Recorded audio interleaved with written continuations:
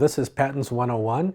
It's intended for engineers and managers who haven't had a lot of exposure to patents or intellectual property. We'll do a quick spin through a variety of different topics. We're going to hit the first section of 6 different sections on very detailed patent strategies. This session today really involves an explanation about the patent process and how it fits in, and some considerations that you might run into as you are deciding what you should and shouldn't patent and how to approach your patent problems. So just to start things off, I'd like to talk about the forms of intellectual property protection that are available in the United States and elsewhere in the world. So there are a couple different forms of IP protection, including copyrights, trademarks, patents, and trade secrets. So let's start out with copyrights. Copyrights, like you see in a book or movies or music or magazines or websites, are intended to protect expressions such as art or a writing. And for the purpose of intellectual property, software code is considered a writing, just like authorship of a book. Copyright isn't intended to protect against somebody actually copying portions or all of the protected content, and is not intended to protect against independent authorship and independently arriving at something similar. Trademark protection is something that I think most people understand because most people are consumers and they're out there in the marketplace. And trademark protection is intended to serve as a source identifier of products or services. So some examples of that are marks like Google or Coke, which are very famous marks. But I'd want to emphasize that trademarks don't just cover word marks or logos, but they can also cover color or sound. And so on the slide here, I have a couple of examples. I have shoes that have a red sole on the shoe, and the color red on the sole of a shoe here is a trademark of I think it's a Louboutin company that makes these shoes, and they're able to charge quite a premium for shoes that have red on the sole. The round thermostat, the shape of this Honeywell thermostat is also, it's a product configuration, and the shape of the thermostat is a trademark that's owned by Honeywell. The next example here is a Tetris. It's a trademarked computer screen display for a computer game. So when you think of trademarks, you should be thinking a little bit more broadly than just conventional words, but colors, sounds, other things can also serve as, anything that can serve as a source identifier can serve as a trademark. Patents. Patents exist to protect implementations of ideas. And that might include devices, such as a light bulb or a computer running software. Patents can exist to protect methods, such as a search engine, a method of conducting a search. Google searching would be an example that has many underlying methods that are associated with it. And so all of those protecting implementations of ideas can be protected by patents. And when we think about patents, we typically think about utility patents, which are meant to protect the actual functionality and of the idea that's implementation of the idea that's being protected. But I also want to emphasize that there's another flavor of patent called a design patent that is intended to protect the ornamental aspects of a particular product. And so the example we have on the screen here is an Apple phone, and that is protected actually by a design patent that was the subject of litigation between Apple and Samsung and was used highly effectively to protect the Apple designs. Trade secrets are meant to protect confidential information. So an example of that might be the formula for Coca-Cola. Other more common examples are customer lists, that sort of thing. But trade secrets are intended to protect against actual theft or misappropriation of the trade secret. Trade secret protection is not intended to protect against independently arriving at the information that's protected. So when you have trade secret, you have to have confidential information. You have to treat it as confidential, and it gets protected from being misappropriated by others. But what is not protected is actually independently arriving at a similar sort of idea or or independently deriving your own customer list. So a trade secret has to be valuable, and it has to be kept secret, and it must be protected from disclosure. So these are a couple of different forms of intellectual property protection that are available, and I think it's useful to look through all of them. So we're going to focus on patents here, but it's good to understand how patents fit in with other forms of intellectual property protection, because as intellectual property attorneys, we're always thinking about how to use and combine all the different forms of protection most effectively to give our clients their competitive advantage. So before we really dive into the details of it, maybe we ought to be asking why you actually need intellectual property protection. Why bother? And so one of the more traditional ideas or thoughts about why you need a patent, for example, is to keep somebody from stealing your idea, from copying your product and selling their own product. But there are other reasons why you might want to consider intellectual property protection. Attracting investment dollars is actually a pretty common reason why people seek to file patents. I've been in this business for a number of years, and what I've seen, in recent years, in the past, 10 years or so, I've seen the investors have become much more savvy about intellectual property protection and about patents, and they are not looking to invest in ideas that can't be protected by a patent, and they're not looking to invest in a venture that is going to run into a big patent thicket and have trouble actually introducing its product out into the market. So intellectual property protection is important from an investment standpoint as well. Some other thoughts about why you might consider intellectual property protection would be to deter others from entering a market, or to defend against other patent portfolios, for example, to license or trade your patents in a cross-license agreement with others to gain entry into a market. So there are a number of different ways in which patents can be used. So one thing that I really want to take the time to emphasize to people that are new to patents is that there are really two very distinct patent questions that need to be considered. And oftentimes, these are questions that even very savvy, experienced entrepreneurs get mixed up. So the first question is patentability, and that's the question of, can I get a patent? And the second question is freedom to operate. And the freedom to operate question is, can I actually sell my product without infringing somebody else's patent? Both of these questions are important, and sometimes one or both of the questions do get ignored. So for example, we'll often have entrepreneurs that will come to our firm and they'll ask us if they can get a patent on their idea. And we can advise them on that. And the way we do that is we look at the prior art and we see if their patent has a chance of meeting the requirements for patentability. And we go forward on the patentability question. And sometimes those entrepreneurs fail to answer the question as to, regardless of whether I actually get a patent, can I sell my product, or am I going to run into somebody else's patent that's out there? So these questions are both important to think about and to keep in mind. Freedom to operate can sometimes get expensive in terms of analyzing other people's patents, because a lot of patents have been filed in the past 15, 20 years. And that's a lot of analysis, and it gets expensive to really analyze things very thoroughly. But it is important, and it shouldn't be dismissed. What is patentable? So, turning now to the first question about patentability and leaving aside freedom to operate for the moment here, let's talk a little bit about what is patentable. So in the U.S., there's a very broad notion of what's patentable. It's wide open. Anything under the sun made by man, in theory, is patentable. Software is patentable. Business methods are, in theory, patentable. And methods of medical diagnosis or treatment are patentable. There's a shifting, this is a shifting area of the law in the United States. The United States is actually starting to look a little bit more like Europe. And for comparison, in Europe, it's more restrictive in terms of what is patentable. Europe emphasizes the technical effect of the patent, of the invention. So software can be patented in Europe if it has technical effect.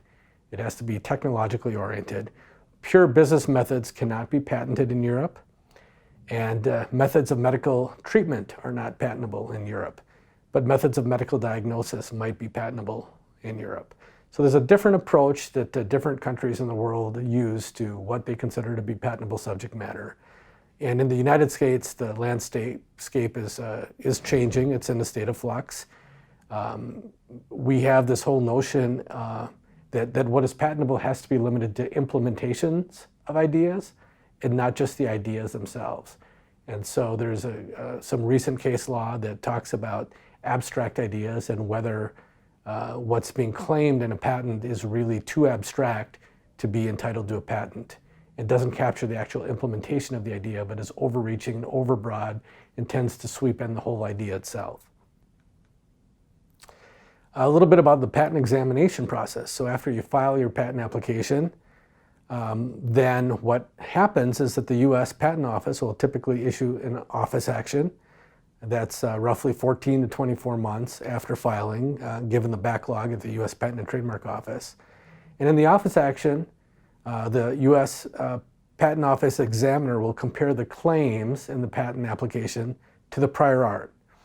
And the thing to remember is that the claims are often initially rejected as unpatentable, and that leaves the applicant in a position to advocate for why they deserve to have those claims and to have claims of that scope and breadth. And so the examiner is basically trying to get the applicant to move to a narrow set of claims that are justified in light of the prior art. And of course, the applicant would like to have as broad of a set of claims as possible so that it preserves the broadest set of parties that possibly infringe the patent.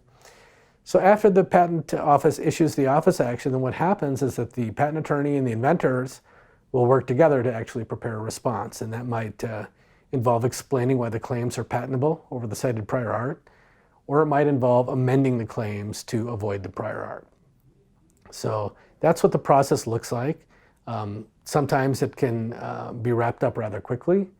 And oftentimes it drags on for several office actions, and the examiner can go back and do additional searching. There's quite a bit of discretion that the Patent Office allows its examiners to examine the application. And then at the end of the patent application process, hopefully you get an issued patent. So it will typically take about 3 years to get a patent issued by the Patent Office. And when it is issued, what you get from that is a limited right to exclude others from practicing the invention, and that expires 20 years from the date of filing the patent application. So this is actually another important concept to remember, is that that's what a patent entitles you to, is a right to exclude others from what you have claimed in your patent, but it doesn't give you a right to practice the invention because, as I mentioned earlier, the freedom to operate question is still out there. And the freedom to operate question involves, are there other patents that exist that might actually dominate your patent, your invention and your issued patent? So it's an important point is that it's a right to exclude others from practicing the invention and not a right to actually practice the invention that is set forth in the patent. So getting a patent, what is the standard for getting a patent? Well, the standard involves meeting a couple of requirements. Your invention has to be new, that's called the novelty requirement. It has to be useful, that's referred to as the utility requirement. And it has to be non-obvious over the prior art as well. In other words, it can't just be new and trivially different from the prior art. There has to be something that is more than non-trivial in terms of what is inventive in your invention. What do you get if you meet the standard of meeting those three requirements? You get a right to exclude others from practicing the invention for a limited period of time. And as I mentioned earlier, and I'll emphasize it again, it does not give you a right to actually use the invention because there may be other patents that claim things that you need to have access to in order to be able to sell your product. So a patent, again, is a right to exclude and not a right to use. What do you give up by getting a patent? Well, as part of the patent application, you have to teach others how to make and use the invention. And what you get in return for that is the right to exclude others from practicing the invention for a limited period of time. But you can't hide things. You actually have to show the public how to practice the invention. What do you risk by not patenting your invention? For example, by trying to keep it a trade secret. Well, if you try to keep something a trade secret, somebody else can actually patent your invention, and then they can exclude you from using it. So in that sense, the patent system is a little bit coercive in that it's a pretty big risk that involves, if you really do have a good invention that's out there and you want to practice it, if you don't patent it, somebody else might, and they might be able to keep you from excluding it. There is a limited notion of prior user rights in the US, which is a kind of an added layer of detail that I should mention because I think I've overcharacterized it a little bit in that last point. But that is the risk, although there are some exceptions to the ability of somebody else to patent it and to exclude you from using it that I'm not going to go into right now. So we're going to have a video clip. We have the three requirements, novelty, utility, and non-obviousness. And the first is a video clip of Steve Jobs, and it makes an important point, or helps me make a point regarding the novelty requirement. So it's a fairly short clip here. We have invented a new technology called multi-touch, which is phenomenal. It works like magic. You don't need a stylus. It's far more accurate than any touch display that's ever been shipped. It ignores unintended touches. It's super smart. You can do multi-finger gestures on it. And boy, have we patented it.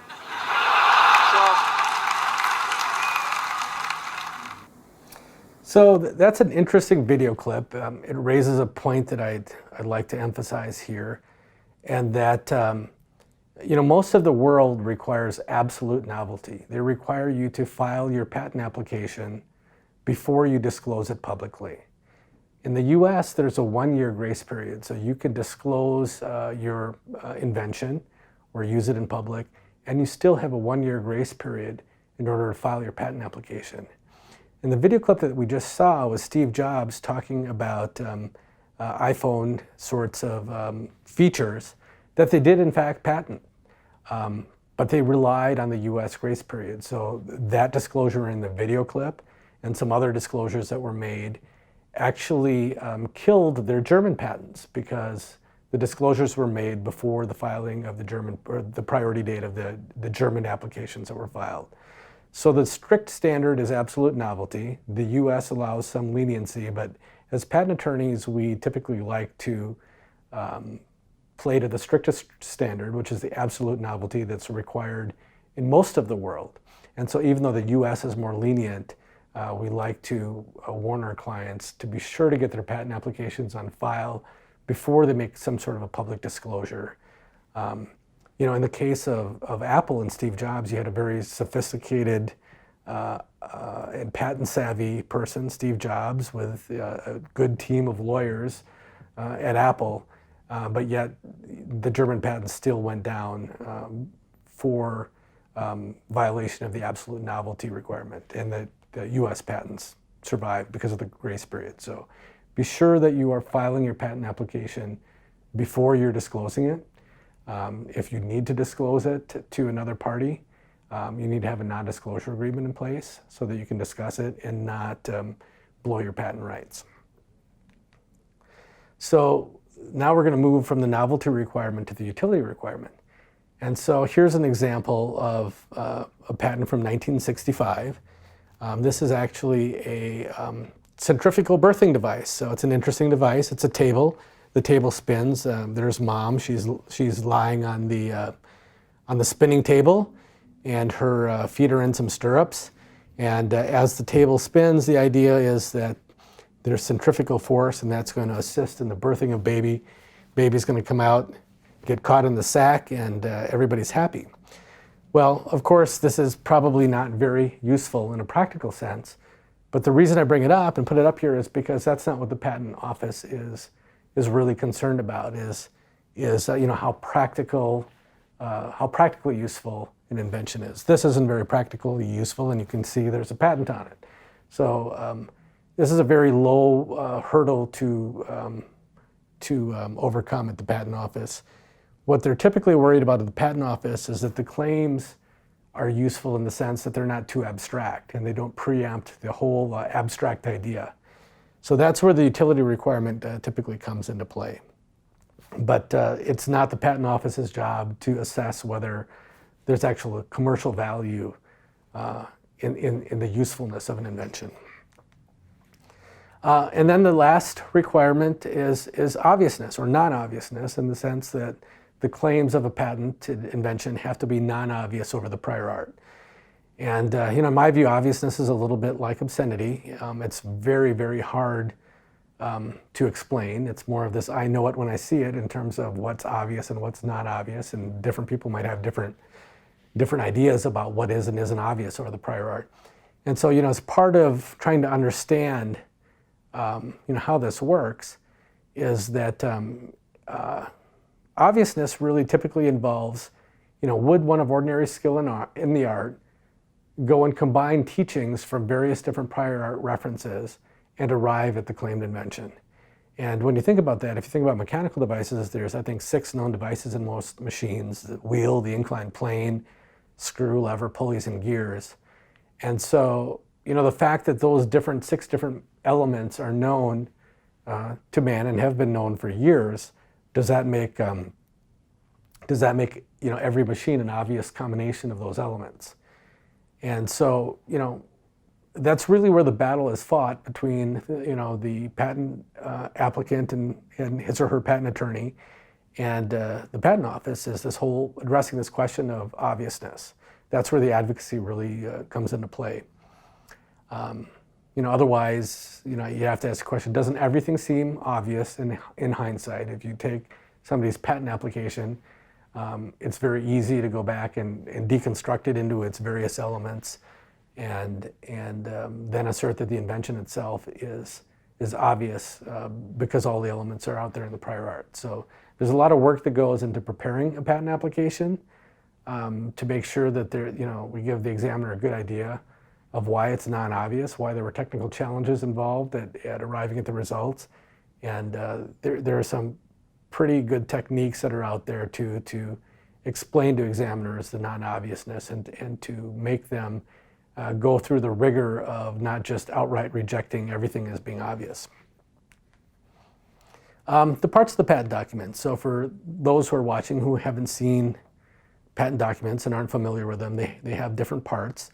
There's a background portion of the patent. And one interesting thing to note is that every word that's written in the background may be admitted prior art. So as a patent attorney, we tend to keep the background very short, very general. And then there is a portion called the written description of the invention. And that has to support the claims that the applicant is seeking. And the written description has to enable one of ordinary skill in the art to make and use the invention. It has to describe what the invention is. And it has to disclose the best mode of making and using the invention and not hold back the best mode. So you actually have to teach people not only how to practice the invention, but the best way that you know of practicing your invention. The patent document will also have drawings. The drawings will show the invention, and they're going to add a lot of value. It's a lot easier to look at drawings and to understand the invention than it is to read through the words. And then there are claims that actually explain what it is being claimed as the invention.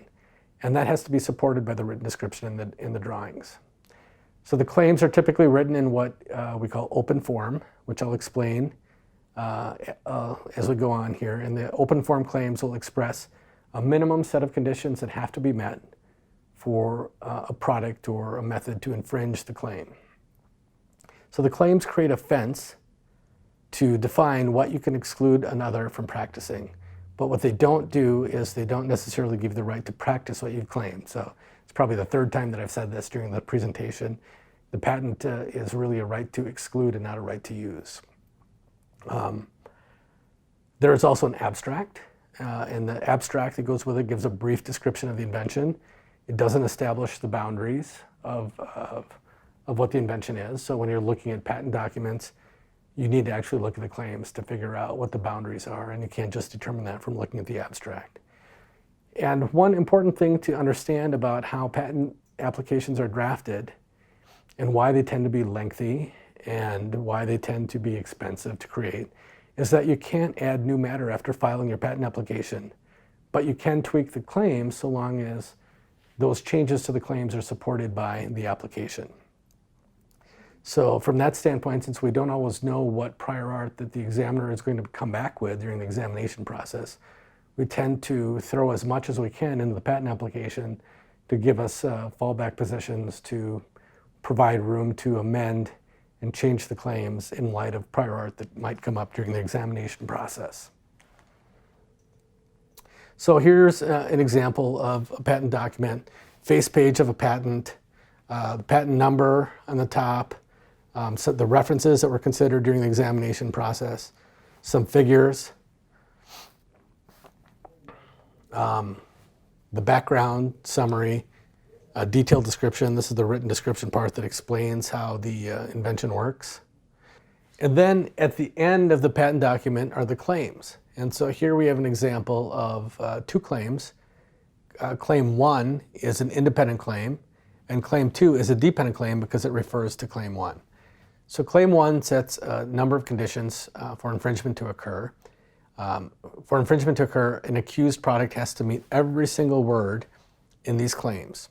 It has to include a removable child car seat. It has to include a child occupant sensor operating in this fashion, and a temperature sensor operating in this fashion, and an alarm control circuit as explained here. So every word in this Claim 1 has to be met in order for an accused product to infringe Claim 1. Claim 2 is a dependent claim because it refers to Claim 1, and it has additional requirements that have to be met in order for infringement to occur. So for Claim 2 to be infringed, the accused product additionally would have to have a comparator circuit connected in this fashion and operating in this manner. So the main point here is just to illustrate that there are both independent and dependent claims, and each expresses a minimum set of conditions for infringement to occur. So in terms of claim scope, again, this is another example of how claims work in terms of independent claims and dependent claims. Claim 1 is here, again, as an independent claim. It has a couple features in here. Claim 2 is a dependent claim, depends from Claim 1. Claim 3 depends from Claim 1. And Claim 4 depends from Claim 3, which in turn depends from Claim 1. So how this works is Claim 1 is the broadest claim because it has the fewest requirements that have to be met in order for infringement to occur. Claim 2 is narrower by definition than Claim 1 because it adds an additional requirement. Claim 3 has a separate additional requirement from Claim 1. It's also narrower than Claim 1. And Claim 4 adds something to Claim 3, so it has to be narrower than Claim 3, which is narrower than Claim 1. So the idea of drafting patent claims is the claims shouldn't read on the prior art, because if the claims read on the prior art, then you're trying to patent something that's already in existence, and your patent claim is invalid. So in this example here, you have the prior art, and Claim 1 here reads on the prior art because it encompasses part of what's taught in the prior art. So Claim 1 in this instance is not a valid claim because it's trying to capture something that's out there in the prior art. But Claims 2, 3, 4 are still valid claims because they're not shown in the prior art, at least as we've represented in this diagram. And so this explains why, as patent attorneys, we tend to draft dependent claims as well as independent claims because we don't always know what prior art is out there.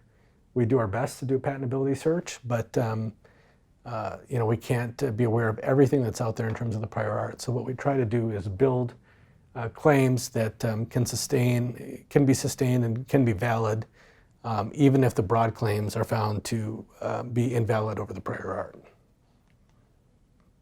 So what is prior art? So prior art can be a lot of different things. It can be existing products or systems or methods, your own products, or those of others, and it can include published papers, books, articles, pamphlets. Anything that's offered for sale or publicly known is prior art, or patents, but not just patents. So any of the body of knowledge that's known to mankind is essentially the prior art. From the patent applicant's standpoint, it's important to know what your duty is to the patent office regarding prior art. So the applicant must disclose to the patent office any information that's material to the patentability of the invention that's being claimed. And that's going to include any relevant prior art of which the applicant is aware. And that's an ongoing duty that exists throughout the duration of the patent examination process. So how do you discharge your duty? You become aware of some prior art. You bring the prior art to the attention of your patent attorney, and your patent attorney will provide it to the patent examiner. So there may be some jurisdictions that have other similar requirements, and there may be some other regulatory considerations that require a similar duty of candor that have to be taken into consideration that may have some interplay with your duty to the patent office. So this is another point that is really worth emphasizing because people tend to get it wrong, and I end up explaining this concept over and over. So the entire patent is prior art, not just the claims, but the written description, the drawings, and the claims. So one common mistake is that we work with inventors that say, well, the claims don't recite what we're doing, so it's not prior art. But that's really the infringement analysis. The infringement is determined by the fence that the claims serve as. But the prior art is really anything that was known by mankind, and that's not just limited to what was in the claims of the patent, but it includes everything that was taught by the entirety of the patent document or shown in the drawings. So hunting for prior art. Do you have to search for prior art? Well, there's actually no requirement that you ever go out and do a patentability search before you file a patent application. That's the patent examiner's job, is to take your patent application, look at the claims, and to do a prior art search. But if you do a prior art search, you do a patentability search, you must submit any information material to patentability that you become aware of as a result of that patentability search.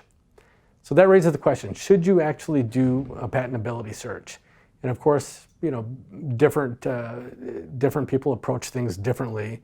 In my view, an awareness of having the state of the art will allow you to tailor your application and your claims to exactly what you think is novel and non-obvious subject matter. And so it gives you the best chances of succeeding at the patent office. If you're flying blind without the benefit of a patentability search, then it's very hard to draft a claim that, at least in the first instance, you think has a shot of success at the patent office.